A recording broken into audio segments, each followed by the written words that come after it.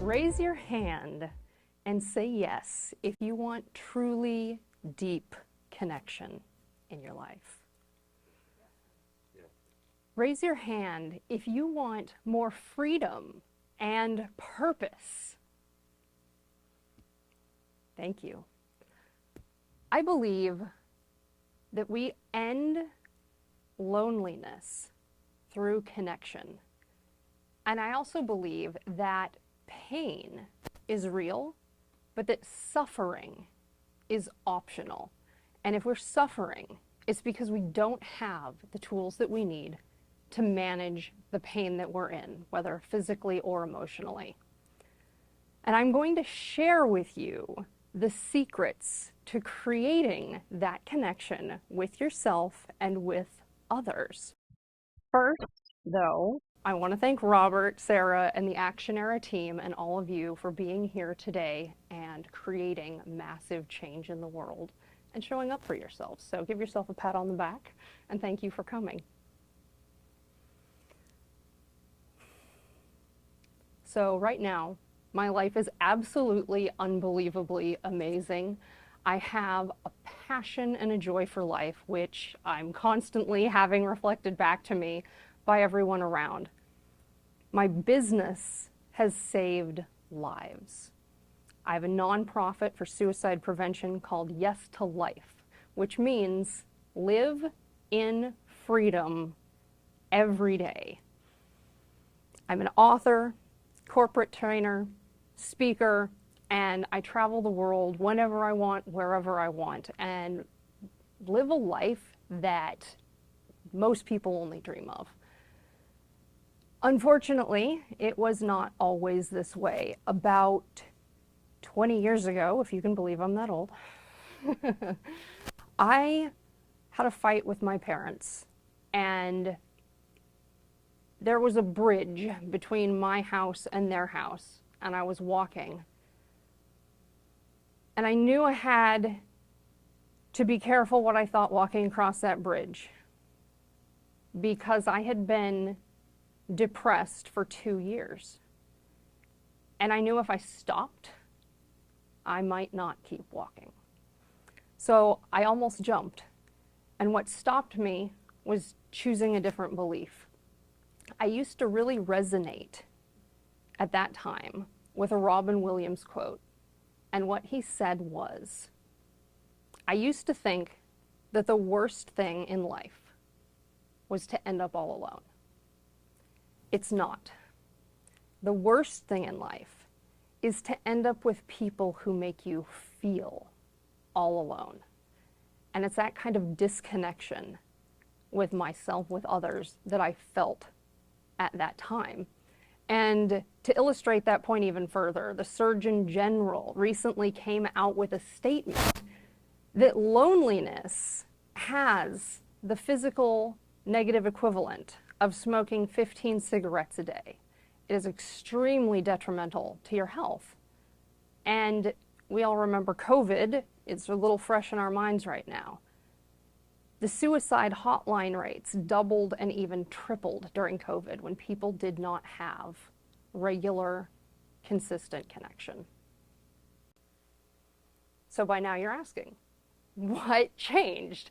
How did I go from being absolutely miserable, constantly depressed for 2 whole years, to being lit up and excited to be here sharing with you today all of these secrets to being happy, fulfilled, and connected?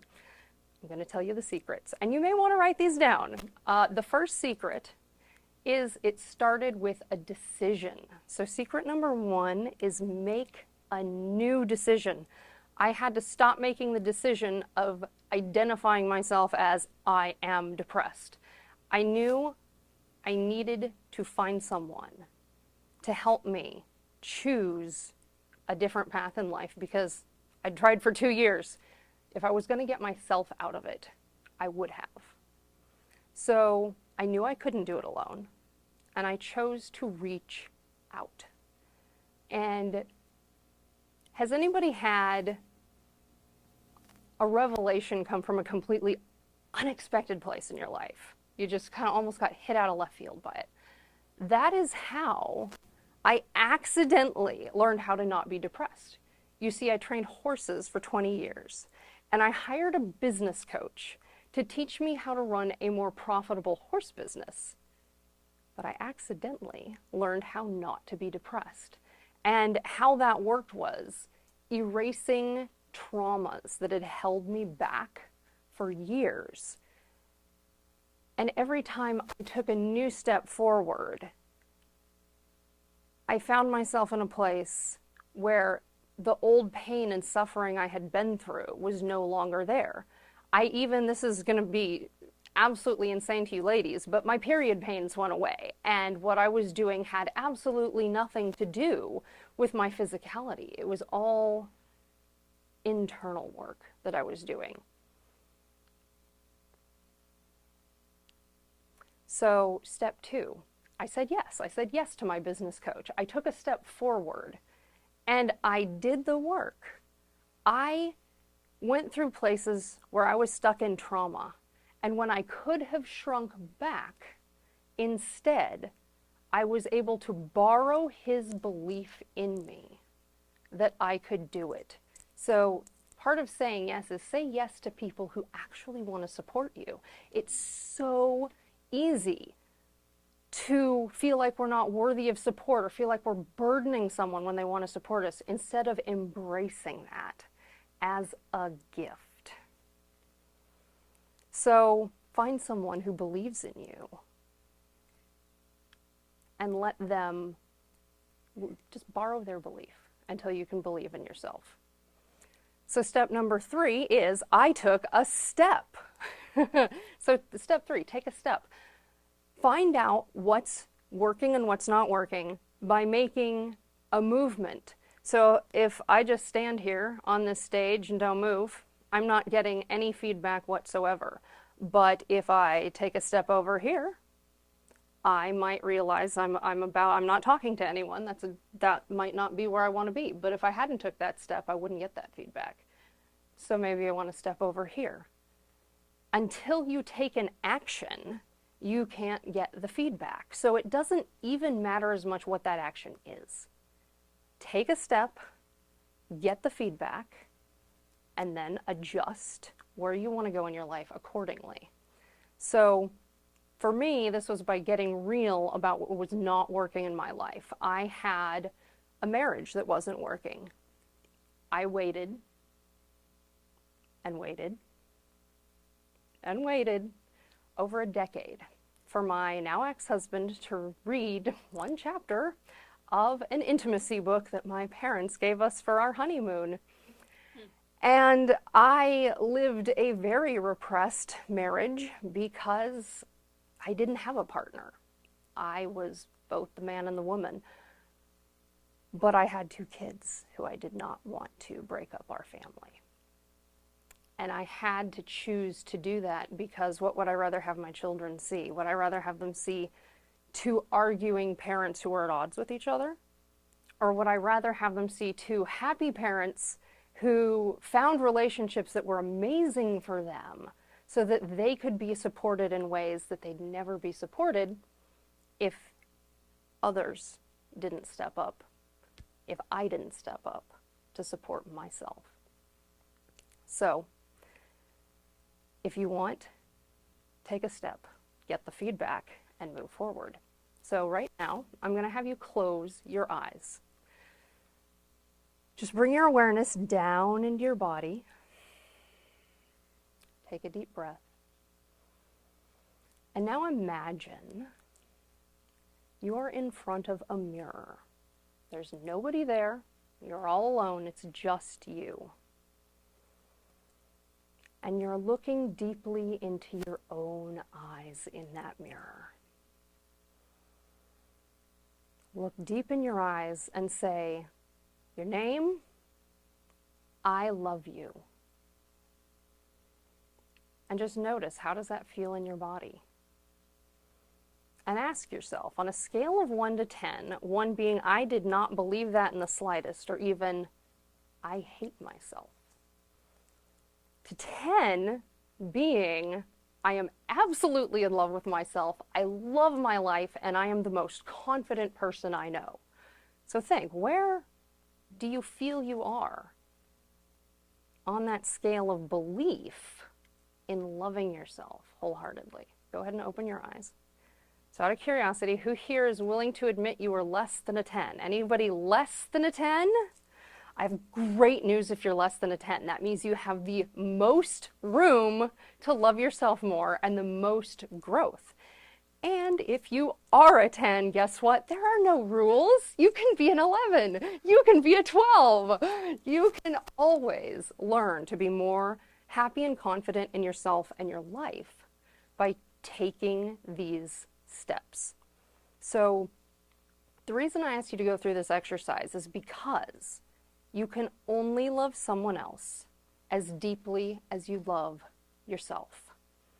And that's why I no longer relate to that quote by Robin Williams, because it's not other people making you feel alone.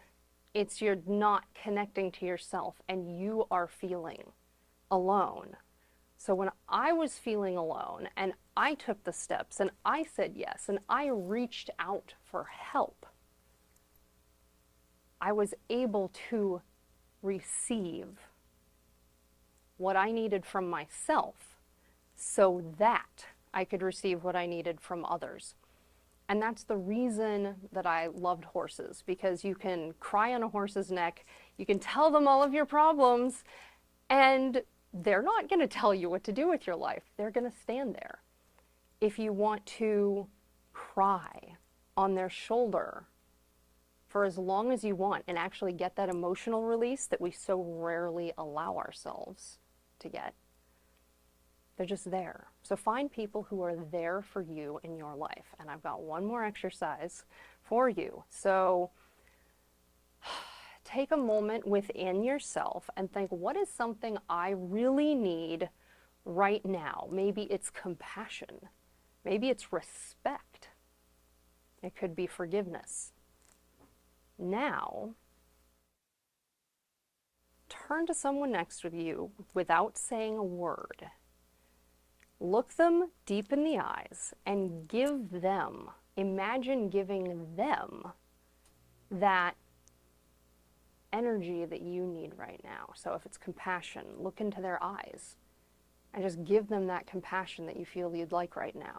If it's respect, maybe stand up a little taller and give them a nod. Yes, you deserve to be respected. And then take it home to the mirror. Look yourself in the eye and give yourself what you need, because you're the only person who is going to be there for yourself every single day of your life.